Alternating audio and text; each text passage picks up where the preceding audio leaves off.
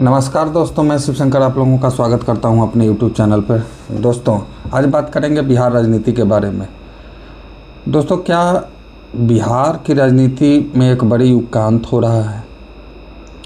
18 साल तक बिहार की सत्ता के केंद्र में रहने वाले नीतीश कुमार, जिन्हें सुशासन बाबू भी कहा जाता है, क्या उनकी पकड़ ढीली हो गई है?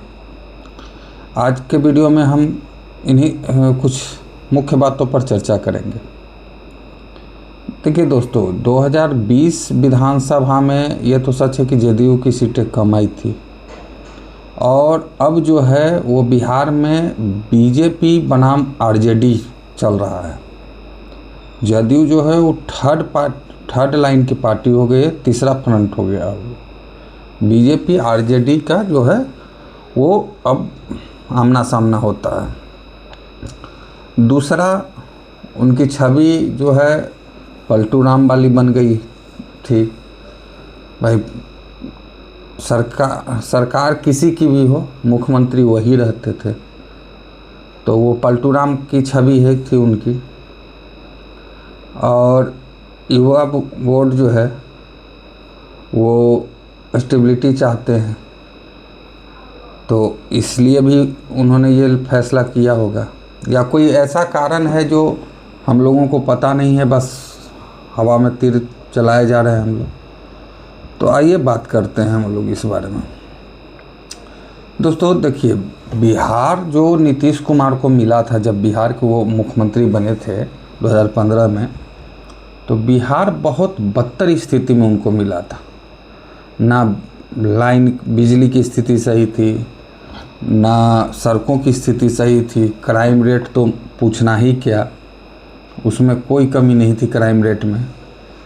तो उस स्थिति में जो बिहार इनको मिला था, उससे तो आज के 2026 में बिहार बहुत उन्नति कर चुका है। गांव-गांव सड़क, मतलब बिहार में सड़कों का जाल फैल चुका है। आप कहीं भी चले जाओ, आपको सड़क मिल जाएगी। तो नीतीश बाबू ने ये तो किया। दूसरा, बिजली। आज हर जगह करीब 20 घंटे तो बिजली रहती ही है। 20 घंटे बिजली रहना ही है, ये चीज़ हो गया बिहार में। और तीसरा, कानून का राज स्थापित हुआ। अपराधी जो है वो थोड़ा कम अपराध होने लगा। तो ऐसा क्या हो गया कि मुख्यमंत्री का पद एक अपने आप में गरिमामयी पद है, उसको छोड़ के वो डिमोशन में जा रहे हैं। लोग अपर जाता है, मुख्यमंत्री से प्रधानमंत्री बनता है, प्रधानमंत्री से उपराष्ट्रपति बनता है, उपराष्ट्रपति से राष्ट्रपति बन सकता है। लेकिन ऐसा नहीं होता कि राष्ट्रपति से कोई व्यक्ति उपराष्ट्रपति बनेगा, फिर प्रधानमंत्री बनेगा, फिर मुख्यमंत्री बनेगा, फिर विधायक बनेगा, मतलब फिर मुखिया बनेगा, या सरपंच बनेगा, या आम आदमी बनेगा। ऐसा नहीं होता है। लेकिन इन्होंने तो वही किया है। मुख्यमंत्री से वो राज्यसभा में जा रहे हैं, तो वो डिमोशन है एक तरह से। तो ये बीजेपी की चाल है। जैसे माननीय हमारे प्रधानमंत्री एक बार बोल रहे थे कि कांग्रेस एक परजीवी पार्टी है जो अपने अलायंस पार्टियों, छोटी छोटी पार्टियों को खा जाती है।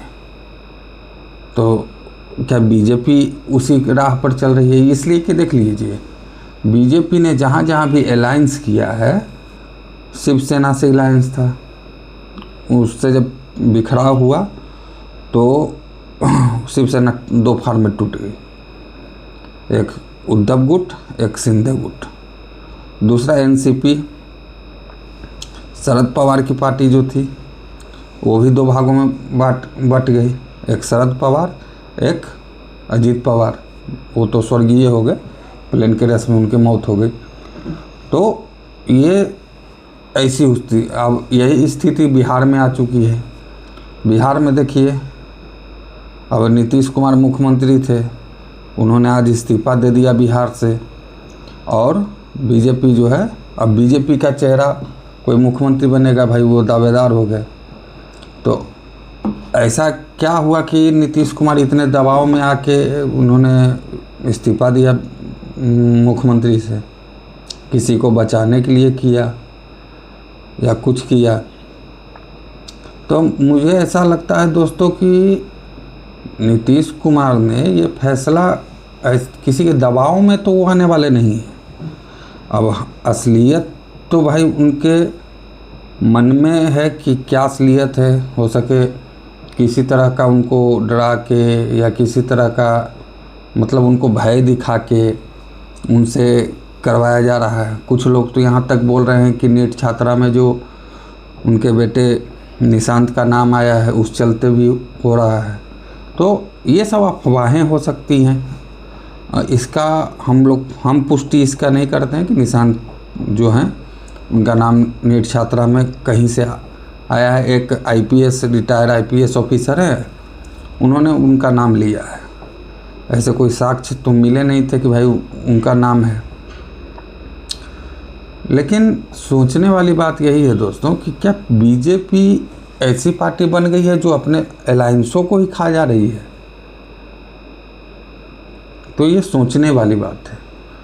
और अब बिहार के मुख्यमंत्री देखिए बीजेपी से होंगे और अधिक चांस है कि सम्राट चौधरी हों बिहार के मुख्यमंत्री। अभी वो गृह मंत्री हैं और उप मुख्यमंत्री हैं यहाँ के बिहार के। तो अधिकतर चांस है कि या तो सम्राट चौधरी हों या नित्यानंद राय हों। ये दो को जो है मुख्यमंत्री के रेस में हैं। और जदयू के जो है जेडीयू जो है नीतीश कुमार की पार्टी, उसके 2 उप मुख्यमंत्री रहेंगे, ये तो क्लियर है। और गृह विभाग पर जो है उन्होंने नीतीश कुमार ने फिर एक बार बोला है कि गृह विभाग जो है वो जदयू के पास ही रहेगा। तो देखते हैं आगे चल के क्या होता है। लेकिन ये है कि नीतीश कुमार जी के एक युग का अंत हुआ है बिहार में।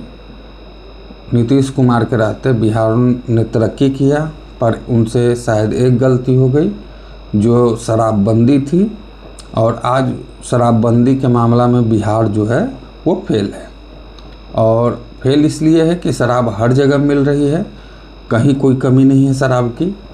और उसके अलावा जो है वो बिहार में शराब जो ब्लैक मार्केटिंग होता है उसका एक अलग इकोनॉमी सिस्टम चलता है, अलग इकोनॉमी चलता है।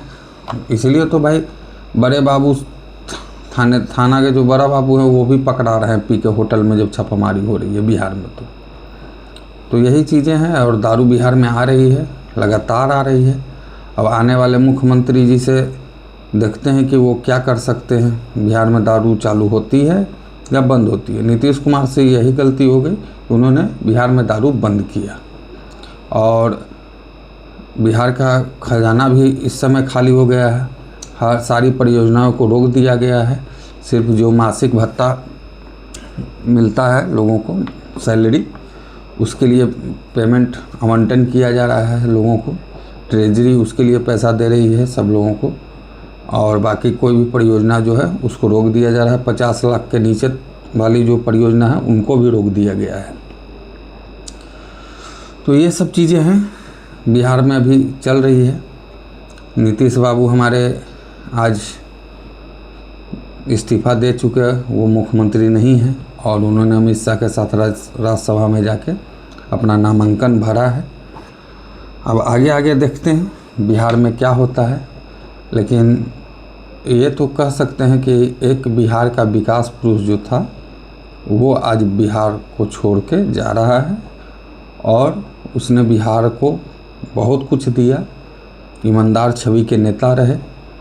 और उनको सब मतलब सांसद, विधायक, विधान परिषद सदस्य, लोकसभा सदस्य, मंत्री सब रहे, वो रेल मंत्री भी रहे। लेकिन आज तक एक दाग नहीं लगा उनके चरित्र पर, उनके जो कपड़ा पहनते हैं उस पर, कि उन्होंने 1 रुपये का रिश्वत, 1 रुपये का घोटाला लिया है। जेपी आंदोलन के मुख्य नेता थे ये, बहुत अच्छे।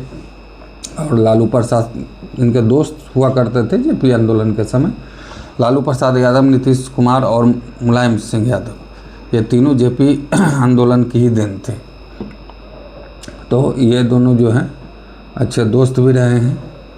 और अभी नीतीश कुमार जी थोड़े अस्वस्थ भी दिख रहे हैं।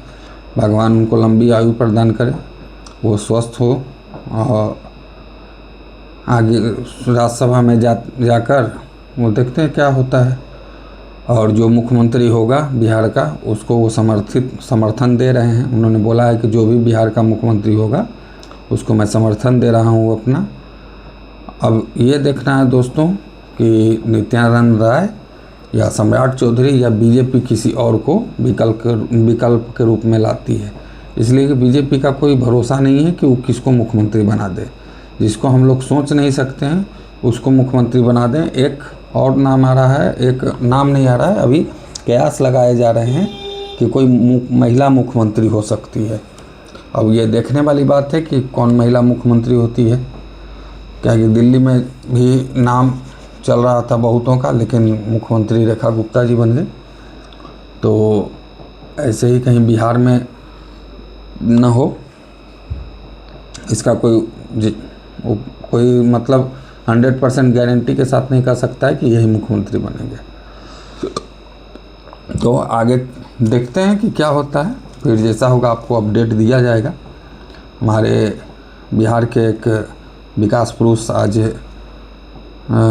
एक अंत हुआ है एक युग का, तो उनके साथ हम लोगों की सारी अच्छी बुरी यादें जुड़ी हैं। और अब देखते हैं बिहार का अगला मुखिया कौन होता है और वो कैसे करता है। लेकिन इतना तो है को नीतीश कुमार जैसा तो नहीं हो सकता है। बाकी आप लोगों को क्या लगता है, नहीं लगता है, कमेंट करके ज़रूर बताएं। और दोस्तों मेरे चैनल को लाइक करें, सब्सक्राइब करें, शेयर करें मेरे वीडियो को, ताकि आपका भाई दोस्त आगे बढ़ सके। धन्यवाद। जय हिंद, जय भारत।